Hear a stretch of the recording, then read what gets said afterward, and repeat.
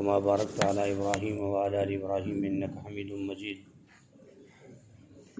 يا رب صل وسلم دائما أبدا على حبيبك خير الخلق كلهم. الحمد لله الذي لم يتخذ ولدا ولم يكن له شريك في الملك ولم يكن له ولي من الذل وكبره تكبيرا.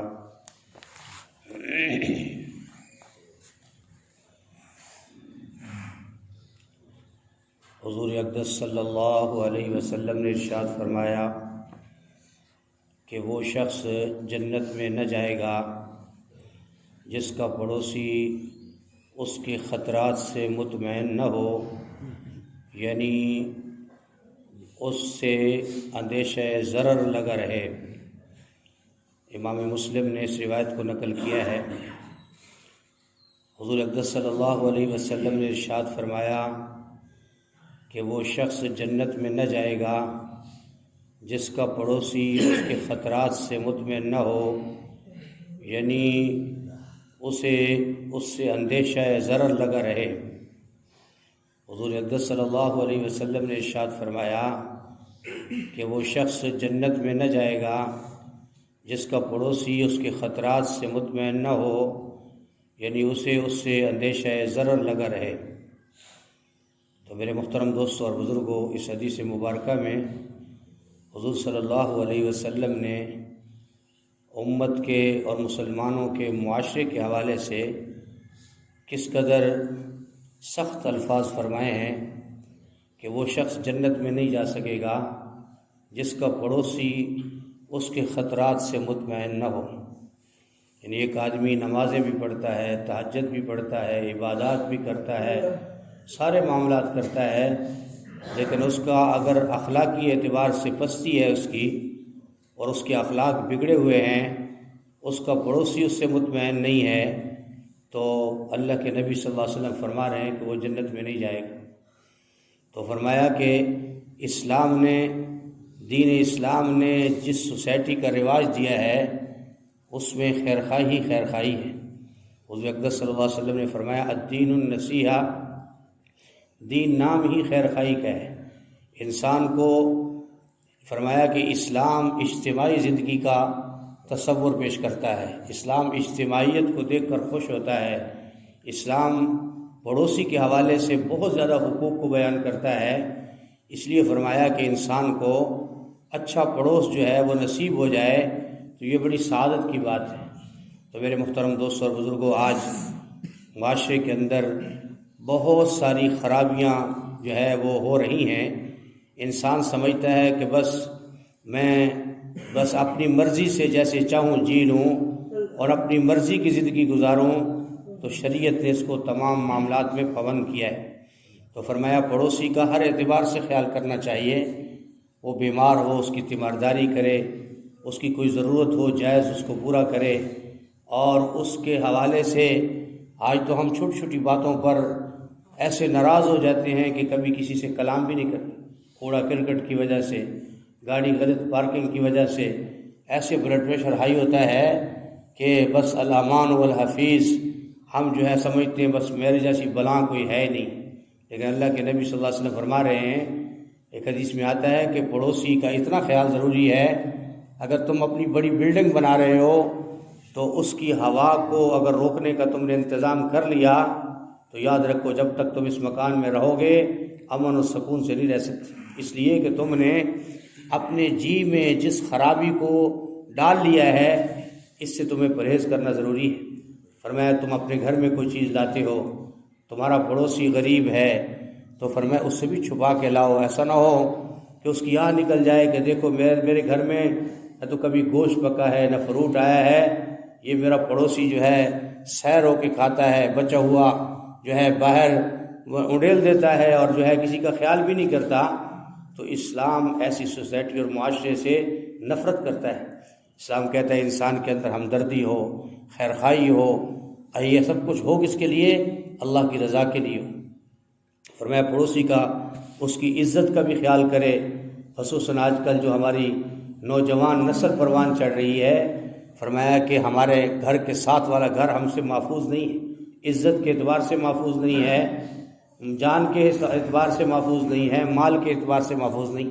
تو میرے محترم دوستوں اور بزرگوں، اللہ جل شانہ نے جہاں دیگر اعمال کا اپنے محبوب صلی اللہ علیہ وسلم کے ذریعے سے طریقہ اور سلیقہ سکھایا ہے، وہاں انسانی سوسائٹی کو، معاشرے کو جینے کا بہترین رنگ ڈھنگ اور محبت بھی سکھائی ہے۔ اور وہاں اللہ کے نبی صلی اللہ علیہ وسلم نے تمہیں تلقین فرمائی ہے کہ ہم جو ہے انفرادی زندگی کے لیے دنیا میں نہیں آئے، ہم اجتماعیت کو قائم کرنے کے لیے آئے ہیں۔ یہ امت وسط ہے، امت خیر ہے۔ اس امت کے اندر قیامت تک جو لوگ آئیں گے، اگر وہ اللہ کے نبی کے دین پر چلیں گے تو ہر اعتبار سے دنیا آخرت میں کامیاب ہو جائیں گے۔ تو فرمایا رسول اللہ صلی اللہ علیہ وسلم نے کہ وہ شخص جنت میں نہ جائے گا جس کا پڑوسی اس کے خطرات سے مطمئن نہ ہو۔ گھر کا جو سربراہ ہے اسے اپنے بچوں کو بٹھا کر سمجھانا چاہیے، اس کو نظر رکھنی چاہیے کہ میرے پاس والا مجھ سے ناراض تو نہیں ہے، میرا پڑوسی میری اولاد کی وجہ سے اپنی اولاد کو ہم نے اپنے بڑوں کو دیکھا کہ وہ اپنی اولاد کو اگر قصور نہیں بھی ہوتا تھا پھر بھی اس کو ڈانٹتے تھے کہ کہیں اس کی وجہ سے گڑبڑ تو نہیں ہو رہی۔ لیکن آج کا مزاج عجیب ہے، ہمیں جو ہے تھوڑی سی روٹی اچھی ملنے لگ جائے ہم کہتے ہیں میرے بچے کو اس نے ایسے کیوں کیا، اوئے کیوں کیا ہے۔ یہ بھی فرمایا کہ بد عقلی کی علامت ہے۔ فرمایا بچوں کو ڈانٹنا ہو تو بازار میں ڈانٹو، سب کے سامنے ڈانٹو تاکہ اس کو پتہ ہو کہ میرے اندر یہ خرابی ہے۔ تو میرے محترم دوستوں اور بزرگوں، حدیث میں آتا ہے کہ اللہ نے تمہاری برکت تمہارے بڑوں کے ساتھ رکھی ہے۔ آج تو والدین کا حال یہ ہے کہ بچوں کو پڑھایا، بڑا کیا، سب شادی کر لی، بیوی آئی نہیں اور اس نے ہاتھ پھیرا نہیں، اب نہ ماں کا پتہ ہے نہ باپ کا پتہ ہے، بس عجیب ہی منمانی کی زندگی ہے۔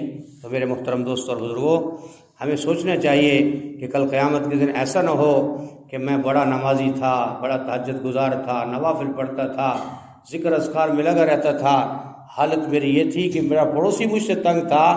تو اللہ کے نبی صلی اللہ علیہ وسلم کی بات کل قیامت کے دن خدا نخواستہ ایسا نہ ہو جائے کہ وہ جنت کا مستحق نہ بن سکے۔ تو فرمایا حدیث کے اندر جو آیا ہے تو بھائی ہر چیز کا خیال رکھنا ضروری ہے۔ مومن جو ہے وہ محبت والا ہوتا ہے، مومن کا دل صاف ستھرا ہوتا ہے، اس کے اندر کینہ نہیں ہوتا، تکبر نہیں ہوتا، غرور نہیں ہوتا، اس کے اندر نفرتیں نہیں ہوتی۔ مسلمان مومن میں فرمایا وہ الفت کا گھر ہے اور اس سے تو محبت ہی ٹپکتی ہے۔ معاشرہ سوسائٹی جب ایسے لوگوں سے معاشرہ سوسائٹی بنتا ہے تو پھر اس میں پیار ہوتا ہے، محبت ہوتی ہے، اخوت اور پیار اور جو ہے رواداری ہوتی ہے۔ تو میرے محترم دوستوں اور بزرگوں، ہمیں اس کا خیال رکھنا ضروری ہے۔ رسول اللہ صلی اللہ علیہ وسلم نے ارشاد فرمایا وہ شخص ہماری جماعت سے خارج ہے جو ہمارے کم عمر پر رحم نہ کرے، ہمارے بڑوں، ہمارے بڑی عمر والے کی عزت نہ کرے اور نیک کام کی نصیحت نہ کرے اور برے کام سے منع نہ کرے، کیونکہ یہ بھی مسلمان کا حق ہے کہ موقع پر اس کو دین کی باتیں بتلایا کرے مگر نرمی اور تہذیب سے۔ امام ترمذی نے اس روایت کو نقل کیا ہے۔ پھر دوبارہ سماعت فرمایا رسول اللہ صلی اللہ علیہ وسلم نے ارشاد فرمایا وہ شخص ہماری جماعت سے خارج ہے جو ہمارے کم عمر پر رحم نہ کرے، ہمارے بڑوں، بڑی عمر والوں کی عزت نہ کرے اور نیک کام کی نصیحت نہ کرے، برے کام سے منع نہ کرے، کیونکہ یہ بھی مسلمان کا حق ہے کہ موقع پر اس کو دین کی باتیں بتلایا کرے مگر نرمی اور تہذیب سے۔ تو میرے محترم دوستوں اور بزرگوں، حضور صلی اللہ علیہ وسلم نے فرمایا اپنی زبان مبارک سے اپنی امت کے لوگوں کو کیسی رہنمائی فرمائی؟ تو فرمایا چھوٹوں پر شفقت کرنا، نرمی سے بات کرنا، اور چھوٹوں کا حق ہے کہ بڑوں کی عزت اور تکریم کریں۔ سفید بالوں والے ہیں، عمر سے بڑے ہیں، اساتذہ ہیں، علماء ہیں، پیر و مرشد ہیں، کوئی بڑا آدمی کوئی بھی ہے تو چھوٹے کا حق ہے کہ اس کی عزت و تکریم کرے۔ بڑے کا بھی حق ہے کہ چھوٹے کے ساتھ نرمی کا معاملہ فرمائے۔ نیک کام کی نصیحت کرنا اپنے گھر میں بھی باہر میں بھی اچھے طریقے کے ساتھ، سختی کے ساتھ نہیں، فرمایا اچھے طریقے کے ساتھ بات کرو تاکہ اس کی بات سمجھ میں آ جائے۔ اور مسلمان کا مسلمان پر کیا حق ہے کہ اس کو دین کی باتیں بتلایا کرے۔ میں نے عرض کیا یہ حدیث جو پڑھی جاتی ہے تو بھائی اس کو غور سے سنا جائے، بیٹھا جائے۔ لوگ کہتے ہیں یار مولوی صاحب مسئلہ نہیں بیان کرتے، اور بھائی مولوی صاحب تو بیچارہ کوشش کرتا ہے جمعے میں، درس میں، حدیث میں، بھائی تمہیں بات سمجھ آ جائے۔ اب جو آدمی بارش ہو رہی ہو اور وہ اپنا برتن لا کر الٹا رکھ دے اور پھر وہ کسی کو یہ شکایت کرے کہ بھئی اس میں تو پانی نہیں آیا، تو بھئی پانی کہاں سے آئے گا جب برتن ہی الٹا ہے؟ جب ہم نے دل کھول کر اللہ کے دین کی بات کو سننا ہی نہیں تو عمل کی توفیق کہاں سے آئے گی؟ اللہ پاک ہم سب کو عمل کی توفیق نصیب فرمائے۔ جو حدیث مبارک ہم نے سنی ہے اللہ ان پر ہمیں عمل کرنے کی توفیق نصیب فرمائے۔ الحمدللہ رب العالمین والعاقبۃ للمتقین والصلاۃ والسلام علی سید الانبیاء والمرسلین۔ اللہم انک عفو کریم تحب العفو فاعف عنا۔